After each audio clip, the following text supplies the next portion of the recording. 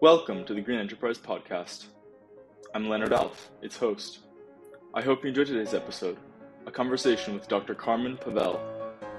You can find more of these conversations on YouTube, iTunes, and Spotify, and follow our work at gre-enterprise.org.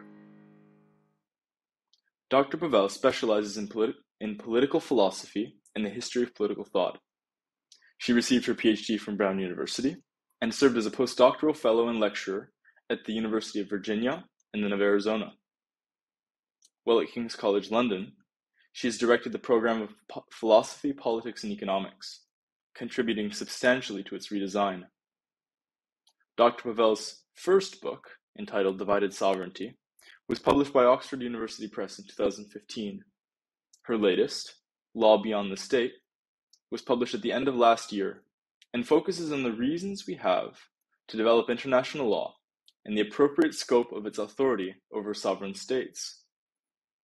It examines under what conditions international law is compatible with the sovereignty claims of constitutional democracies and lays out tentative guidelines for what she calls global constitutionalism.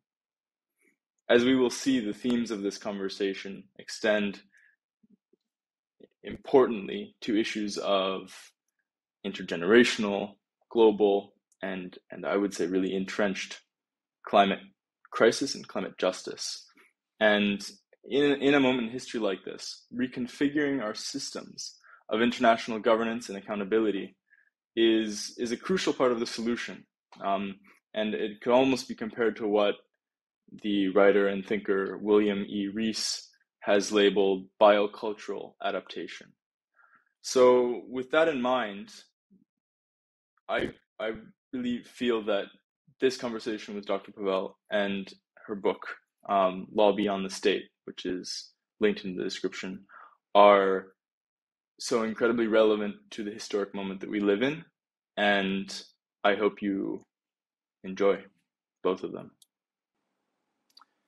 Dr. Pavel, good afternoon. Thank you so much for coming on the podcast. Thanks for having me, Leonard.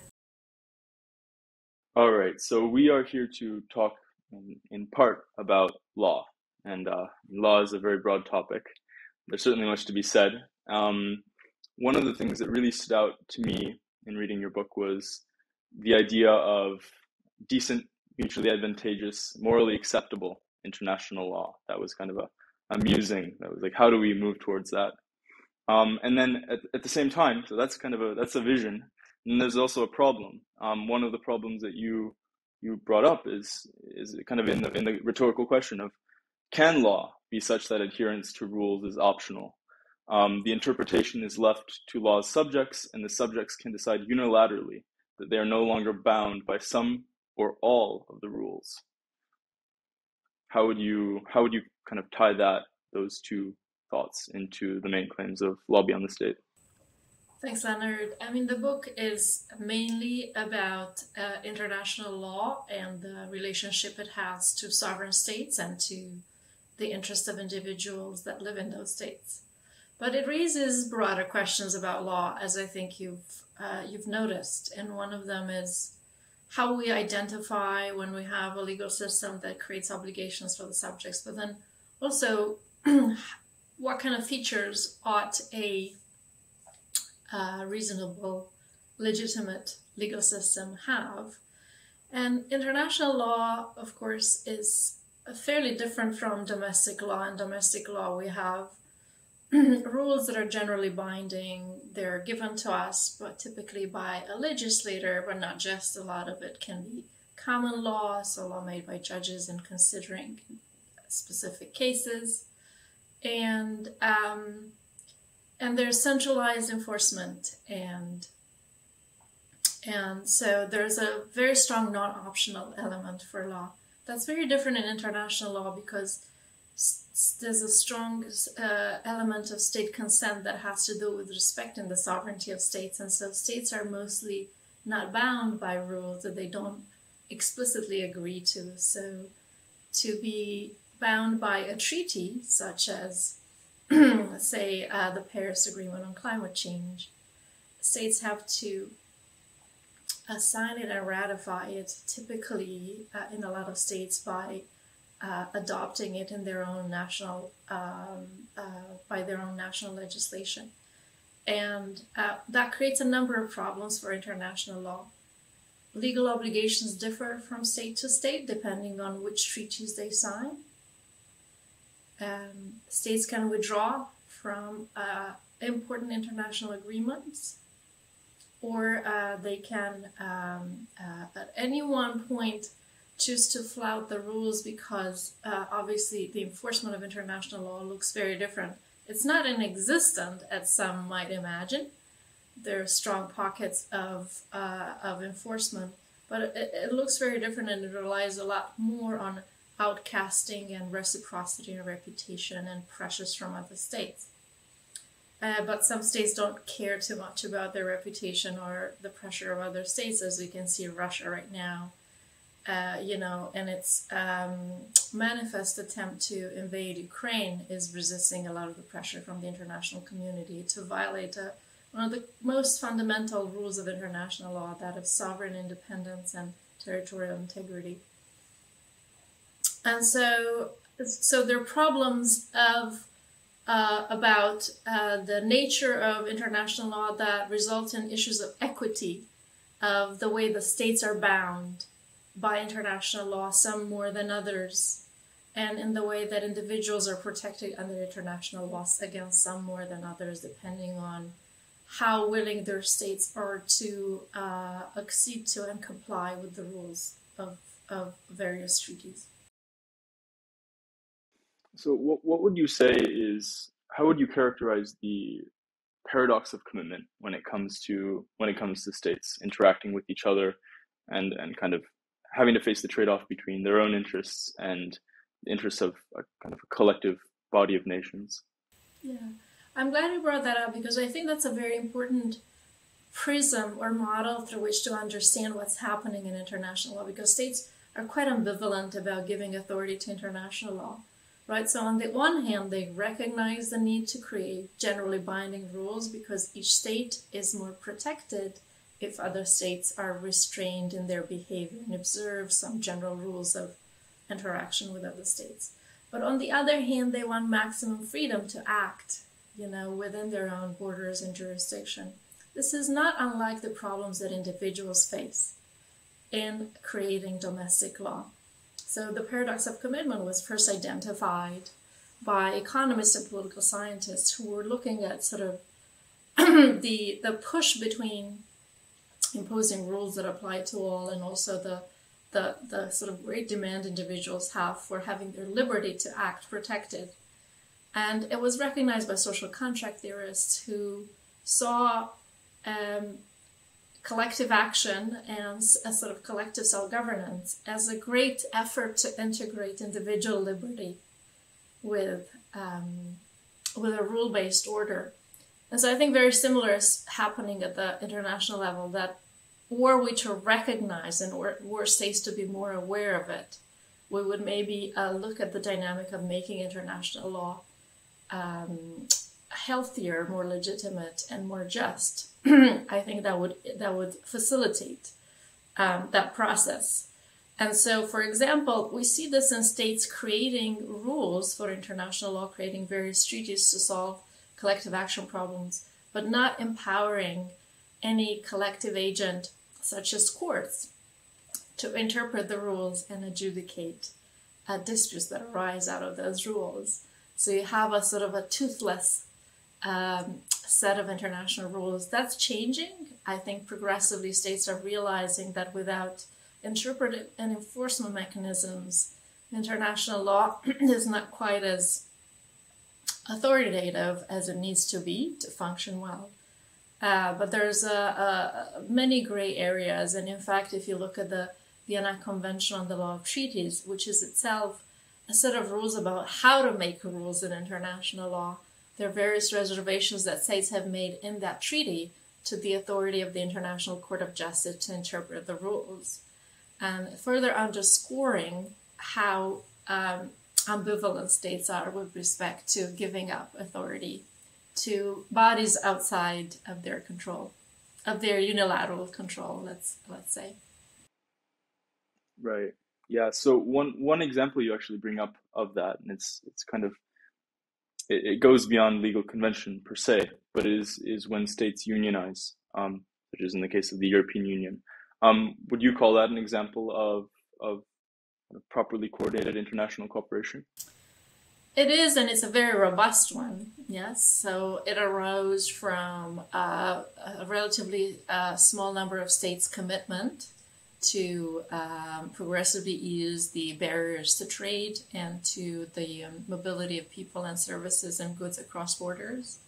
And it morphed into much more of a political and legal union with the Court of Justice of the European Union asserting the supremacy of the EU law over the law of the member states. And so that's an example of regional law that's very robust, and states have made a number of concessions to the supremacy of EU law in their national constitutions in order to make compatible the rules that the EU creates for member states and their own internal legislative and constitutional processes. And so we see this process of adjusting, states adjusting their internal legal requirements to fit with the new demands of international cooperation. And in the book, I argued that we should think of international law as a whole, not as a process of political integration on the scale of the European Union, but as a process where we need to integrate more thoughtfully and more strongly the demands of international law and the demands of various constitutional rules, particularly in constitutional democracies, but in other places as well. Because at the sort of the broader area of public international law, we still have a significant conflict between the supremacy of constitutional rules and the supremacy of international law that states often solve in favor of their own rules to the detriment of processes and projects of cooperation.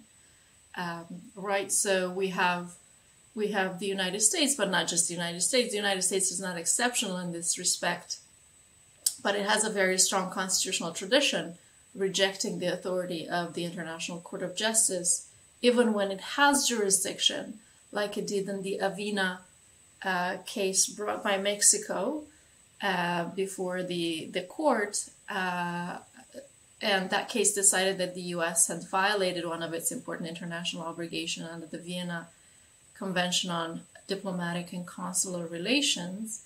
But we see the United States completely reject the authority of the ICJ because there's nothing in the U.S. Constitution that requires the authority of the ICJ to be binding on U.S. soil. And in a sense, there's actually great weight to that claim. But I think what that tells us is that it requires from the United States and from other members of the international community, namely states, to think about how they give more authority to international law and more deference in their own internal processes. That because otherwise, creating international law not only doesn't sort of bring about the benefits that you would hope in solving so many problems that cannot be resolved by a state acting alone, but is severely counterproductive. Right. Well, I mean, veto power certainly doesn't help when it comes to putting all sovereign states on an equal level when it comes to international law and freedom from prosecution, if you will. I'm very interested to know, since you kind of gave an example of a state, and it certainly is a good example that follows its own rules and kind of shirks responsibility towards the international community in some regards. How do we move from? I mean, first of all, how do we characterize or how do we compare that with the theory, philosophical theory, economic theory, and political theory, perhaps, about the Hobbesian state of nature? And then how do we start building towards a more integrated international framework? So in a way, how do we make nations that choose to go their own way, how to make them accountable and towards the collectivity, if you will. Yeah, thanks. I think that's one of the great challenges, right, that we face at the international level. And the Hobbesian picture of representing international politics still has a very powerful hold on the imagination, not just of ordinary people, but of political elites, diplomats, foreign representatives that are empowered to represent states at the international level. But we have significant evidence that that's changing, both the perception of what international politics looks like, whether it's a state of anarchy or not, or something sort of closer to an emerging order that regulates the actions of states, and how that's happening. And so I argue in the book that it is Hume rather than Hobbes who helps us understand the genealogy of international law and see a path forward. Because for Hobbes, I mean, he was a fantastic thinker, but he posited this dichotomy, right, between anarchy on the one hand, and of course he talked about anarchy not just among individuals but among states. So we have anarchy on the one hand and the all-powerful Leviathan, the state with overwhelming power at the level of individuals. But there couldn't be such a state or such an organization at the international level because then sovereigns wouldn't be sovereigns within their own domain. That dichotomy is greatly oversimplifying the reality, the social reality in which we live. And so Hume has this explanation of the evolution of law that includes a very gradual progression from communities that were based on kin to organizations that included greater and greater numbers of initially conflicting groups that had to find ways of living together and resolve common problems. But what's important for Hume is that in this process, individuals and communities change their own self-understanding about how they relate to others. And because they start sharing common rules, they also start sharing relationships of trust and of identified with the interests of others. So it becomes a sort of a self-interest rightly understood. And I think we have great evidence that this is already happening at the international level. There are tens of thousands of treaties that the states have signed already. They engage in the long-standing cooperative arrangements from anything related to, say, the division of airspace for airlines to be able to fly over the territorial space of different countries, to managing trade, international trade, to postal services, to dividing territorial waters and regulating access through the high seas, and so on. There's so many areas of international law that work well in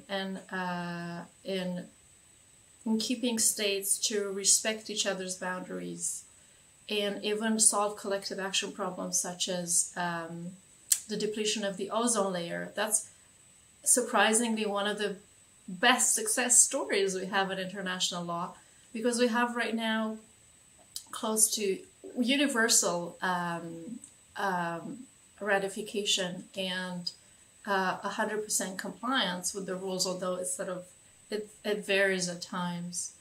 But it's impressive that a problem like that was able to be addressed within the design of certain international rules, and that then created mechanisms for interpreting and enforcing those rules.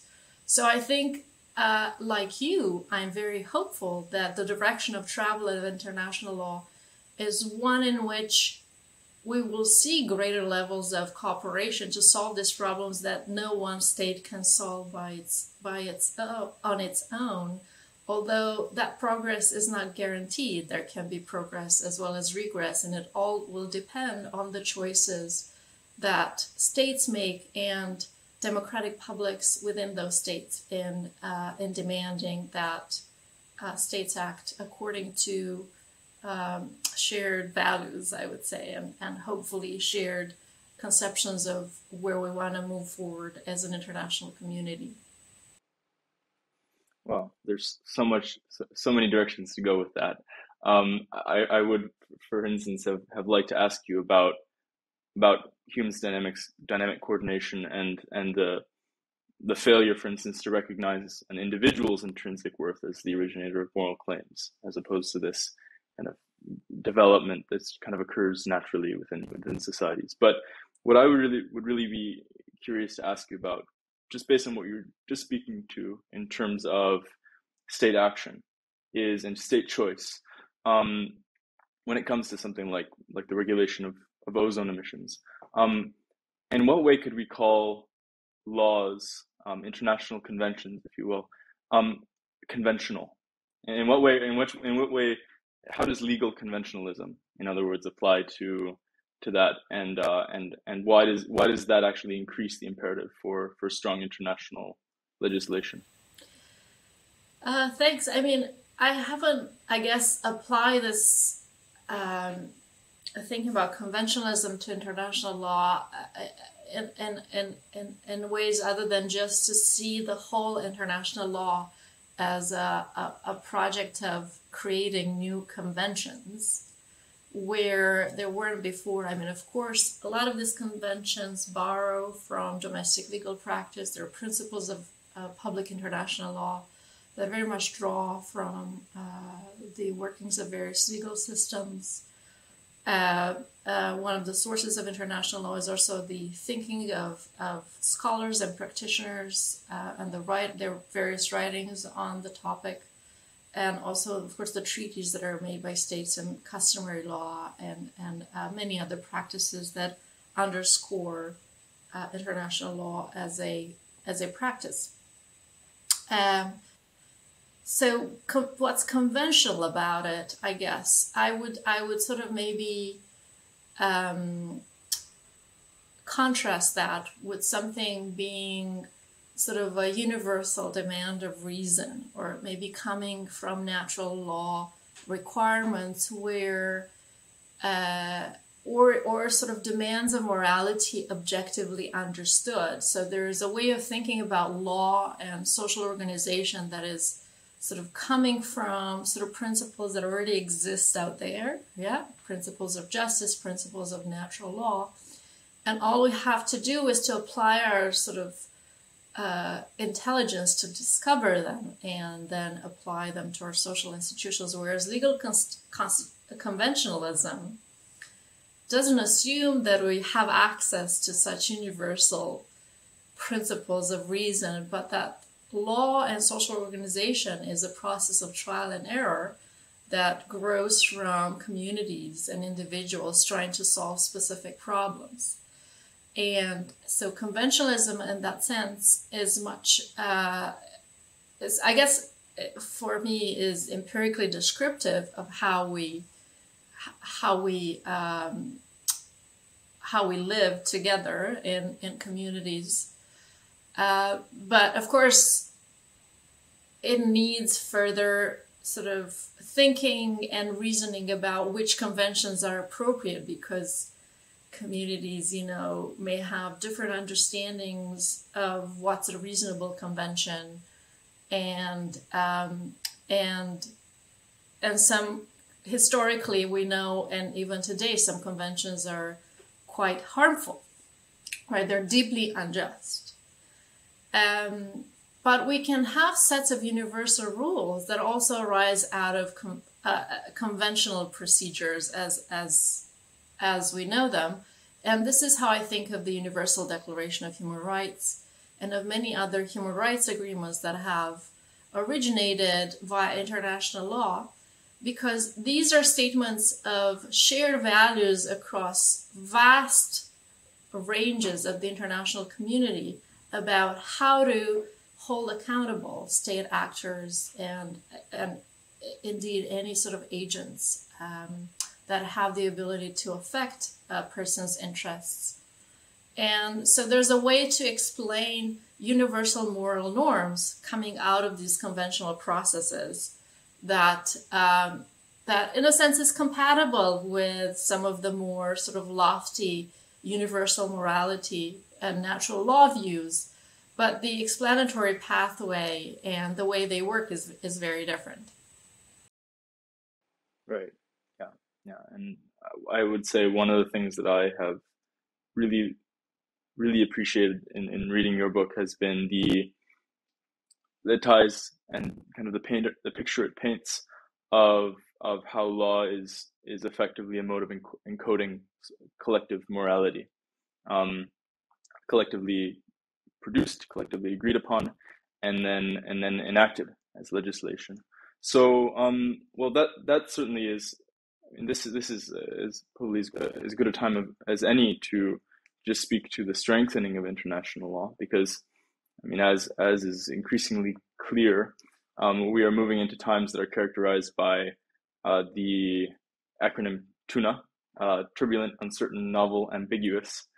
And I mean, really, the problem with that is that as we move into moving into the Anthropocene, if you will, we increasingly come into, and I think this is a big fear of my generation, is that, well, first of all, there are huge inequities. So there's obviously nations that are shielded by the very economic systems that have produced the problem, right? But then when it really comes, and then when it really comes down to it, there's also this global order that's going to be increasingly Hobbesian, as you said, in talking about a state of anarchy in which nations are increasingly incentivized to act in their own interest and shirk mitigatory environment and climate responsibilities, for instance, for the sake of industrialization. So, with the perspective of let's just say moving into an era of fragility, and in which these incentives are ever greater, what would framework would you lay out just as initial tentative steps towards strengthening international agreements? Yes, thanks. I mean, that is right, the million or sort of $1 billion question in a sense. How can we resolve the problems of commitment to international law, but in a way that actually addresses the problems of equity that are so deeply entrenched in it? And so it's a multi-pronged or multi-dimensional problem. And so my suggestion in the book is, in a sense, more of a model than an actual proposal for moving forward. But I invite us to think about what it would mean to constitutionalize international law. Constitutions have historically been created as statements of values and principles of a community, of ways to protect the norms of equality and individual freedom and individual rights, and to empower institutions to solve governance problems within those communities. But fundamentally, they made politics possible, political interaction and disagreement, deep disagreement about justice possible in a peaceful way. And I think there's a very important potential for us thinking of resources within international law to create a kind of superstructure of values and principles and specific commitments to norms of human rights, but also to flexible mechanisms of solving collective action problems that will enable states and the citizens they represent to work out their differences peacefully rather than appeal to military conflict. So constitutions, in my view, are necessary not just because people disagree, but precisely because and when they disagree, to help lay out peaceful terms of political interaction. And I think international politics is primed for that kind of solution. Now, of course, there's a very important but separate question of whether states will will see the need for a constitutional solution. And I'm not very optimistic at this point, but I'm also not able to make any kind of prediction because, you know, the future is unknown and opportunities will arise. What I can say is there are lots of resources that already exist in international law as it is, for rules that have quasi-constitutional character on which to build. Yes. So there are various, for example, commitments to a non-consensual set of norms in international law, including the UN Charter. The UN Charter has supremacy over other rules of international law, and the Security Council can enforce its commitments against non-compliant states and against non-signatory states, actually. There are rules of customary law and norms of jus cogens that protect individuals against genocide and crimes against humanity and war crimes that are considered to take hold and to serve as standards of accountability for states with or without their consent. And there are principles such as sovereign equality, non-interference, the restriction of the use of violence, that are becoming quasi-constitutional in the way that they're understood and applied by states. So all of this tells me that we have resources within the existing framework of international law to think about what a constitutional commitment, a constitutional convention, and a constitutional treaty may look like. Some even think of the UN Charter as that kind of document, as that kind of convention. And in the book, I sort of explain why it's problematic to think of the Charter that way. But it is true that it is more than a regular treaty, but less than a constitution for international law. And it can serve as a solid basis for moving communities forward. But like any change in international law, you know, change takes a long time. A lot of multilateral treaties take 10 years or more to negotiate. This could be a process by which states try to agree on a set of rules and principles and institutions and mechanisms in which they come together to discuss how it affects their interests and compromise on it. So it's going to be much more, the outcome is going to be much more revealed by the actual politics of it than by philosophers or scholars sitting in their offices and thinking about what that might entail. And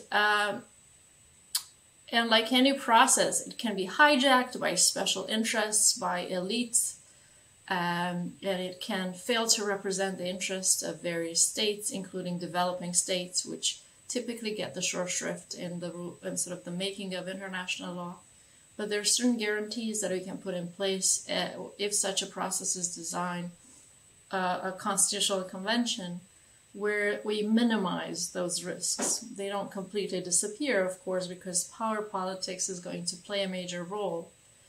But we can try to learn from domestic constitutional processes about how to avoid some of the big dangers that have plagued institutional design historically. So I'm cautiously optimistic that if you at least plant the seeds of what a solution might look like, and if that solution accords with the direction of travel of international law, which I think a constitutional treaty does, then it's a way to stimulate the imagination, not just of regular people, but also of political elites that are in position to make a difference, and of social entrepreneurs that create change in international politics.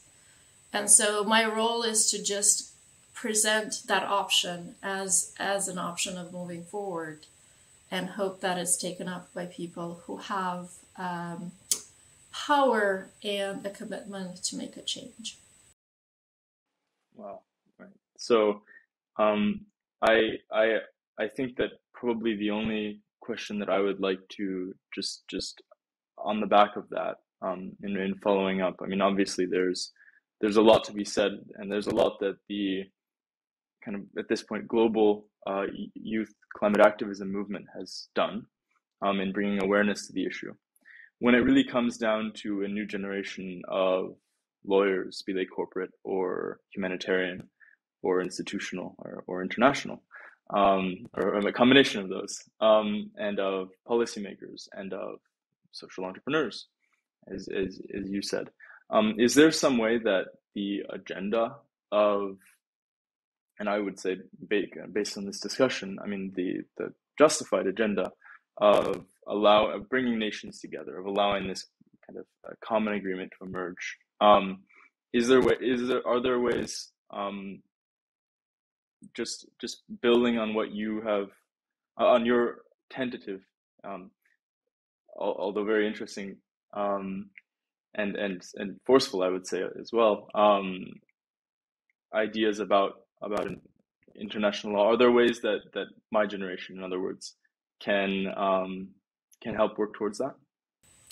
Oh, absolutely. I think your generation, Leonard, and the kind of projects you do, like the Green Enterprise Institute, just shows how much more awareness and care young people have about these issues, and how much more committed they are to confronting these problems head on. It's something that older generations don't have the interest or the capacity or the courage to do.